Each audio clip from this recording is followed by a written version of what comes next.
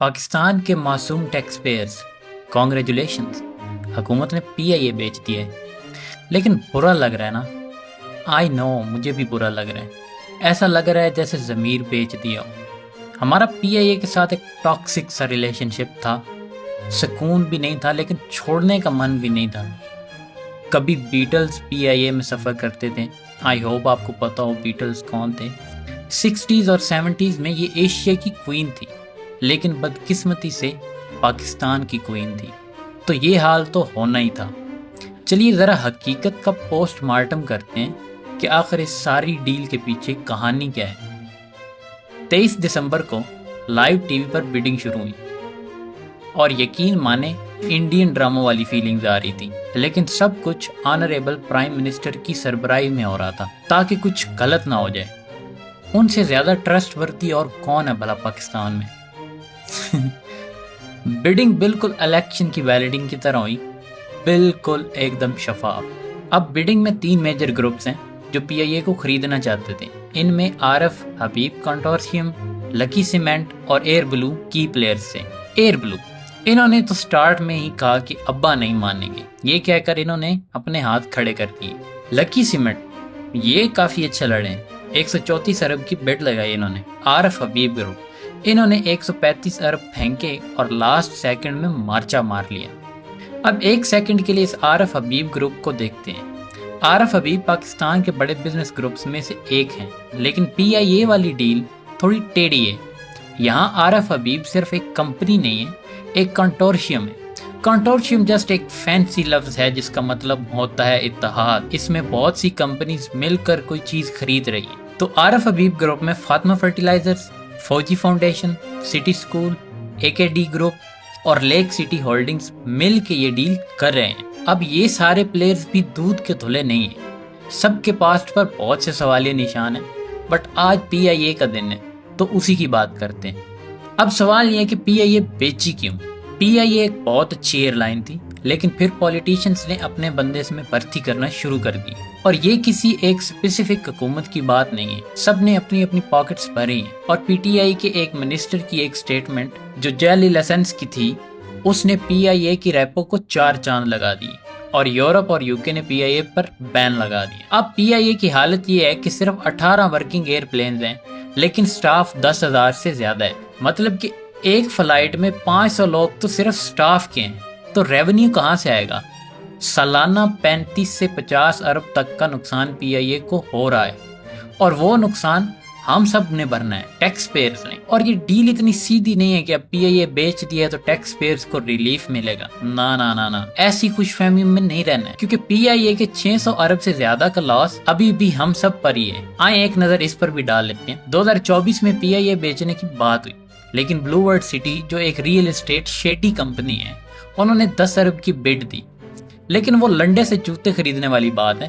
حقیقت یہ ہے کہ پی آئی اے پر 800 ارب سے زیادہ کے قرضے تھے، مطلب کہ پی آئی اے خسارے میں چل رہا، تو کوئی اتنے خسارے والی کمپنی کیوں خریدے گا؟ تو ہماری عظیم الشان حکومت نے پی آئی اے کو 2 کمپنیز میں ڈیوائیڈ کر دیا۔ ایک کمپنی ہے پی آئی اے ہولڈنگ کمپنی اور دوسری ہے پی آئی اے سی ایل۔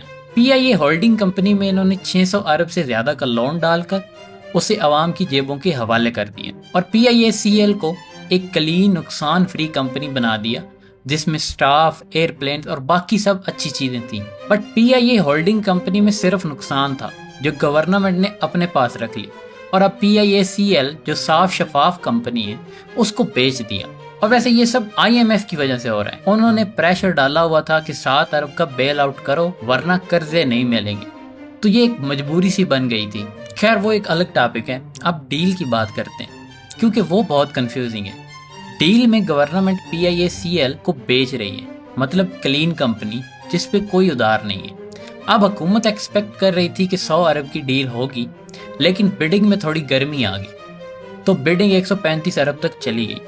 لیکن ڈیل یہ ہے کہ 25% کمپنی سٹل حکومت کے پاس رہے گی اور 75% RF حبیب گروپ کے پاس چلی جائے گی۔ تو اگر ہم ایکچوئل ویلیو کیلکولیٹ کریں تو 135 ارب پلس 25% شیئرز، تو اس کی کچھ ویلیو 180 ارب روپے بنتی ہے۔ اب یہاں تک بات سمجھ آتی ہے، لیکن حکومت نے کہا کہ ڈیل کچھ ایسی ہے کہ آپ 7.5% گورنمنٹ کو دے دیں، یعنی 10 ارب 12 کروڑ روپے، اور باقی کے 92.5% یعنی کہ 125 ارب روپے پی آئی اے میں ہی لگا لیں۔ یہ کیا بات ہوئی؟ اس کا مطلب کہ گورنمنٹ کے حصے میں آیا 10 ارب اور 25% شیئرز، جس کو اگر ہم ایڈ کریں تو آلموسٹ 45 ارب کی ویلیو بنتی ہے۔